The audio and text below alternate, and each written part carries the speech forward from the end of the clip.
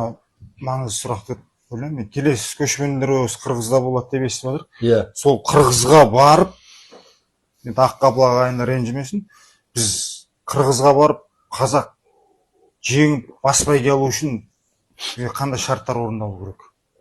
Енді ол көшпенділер ойында көкпарды алып тастады. Жөн көкпарды алып тастады. Көкпарды алып тастады. Намысқа тырысып, мысалы қазақ жиналайық, сіздер жаңа басшылыққа ықпал етіп, осындай біздің осал тұстарымыз бар, бабымыз келіспей жатыр, атымыз келіспей жатыр, бізге осындай қаражат беріңдер, біз намысқа шабамыз, әлем чемпионы боламыз деген сияқты бір кішкене қандай соны жеңу үшін бізге қандай талаптар, қандай шарттар керек, соны басшылыққа, шабандоздарға, жалпы қазаққа кішкене осы көкпарда кішкене ықпалды азаматсыз, не істеу керек бізге жеңу үшін? Жоқ, ол ояққа барып қалай жеңгенбіз.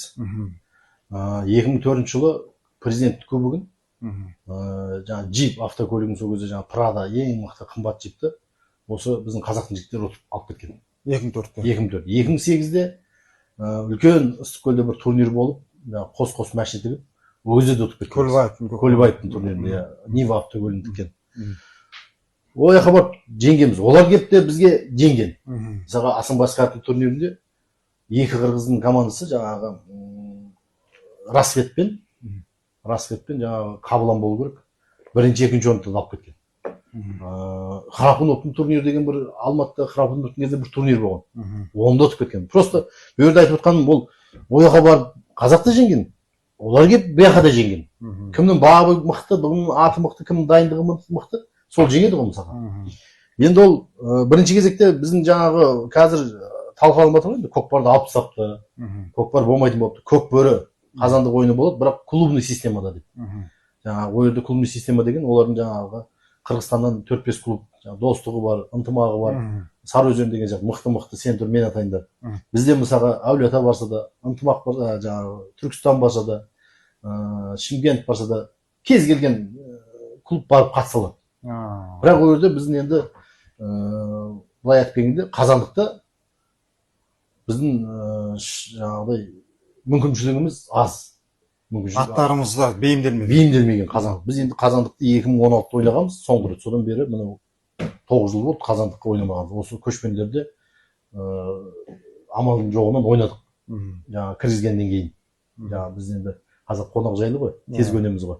Қырғыз ағайындар келді, қостық, ойнадық. Жеңілетіміз білсек те ойнадық мысалға. Шамамыз келмейтін жаңағы атымыздың да жаңағы қазандыққа бейімделмеген бір екі айда қаяқпен үйретесің оны. Олардың аттары не деген ағып барады, тізгінді ұстамайды. Жаңағы өңгерген күйі барып қазанға жабысады, ішіне кіріп кете салады. Абдан бейімделген да енді. Бірақ енді қазанға да ұтқанбыз. 2004-те сол қазанға ұтқанбыз, 2008-де қазанға ұтқанбыз. Егер де жаңағыдай жақсылап дайындалып, жүректі жігіттерді апару керек. Жаңағыдай жүрегі нашарлар бірден осы жақта қалу керек. Жүрегін түгі бар жігіттер бар. Өрге барып ойнаудың өзі, барғанның өзі бір батырлыққа саналады. Барып, ойнамаса да барып келген өзі бір батырлыққа саналады.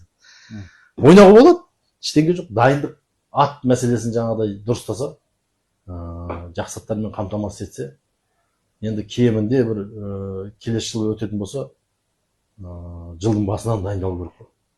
Бір балаға, мысалға құрамаға кірген бір балада 4 ат кемінде болу керек. Осы 4 аттың ішінен өзінен қайлап дайындау керек.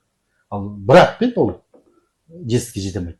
4 аттың ішінен таңдаса ол, мысалы Құрманбек, Тұрғанбек 4 ат саған мына. Осының ішінен таңда. Ынтымақ Әліпбаев саған 4 ат. Абылайхан Нышанбек саған 4 ат. Сондай не болса, енді ат көп қой бізде. Жаңағыдай жаппайда жүрген аттар. Балалардың өздері айтады. Құрманбек шағырып, Құрманбек қандай ат бар десең, анада мынау ат бар, мынау ат бар, маған жарайтын адам мынау ат бар деп өзі айтады. Абылайхан шақырып алсаңыз ол да айтады. Өздері шабандоздар біледі өздері.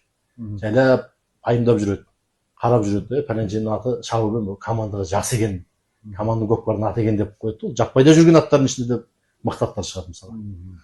Сондай дайындықпен барса, онда баруға болады.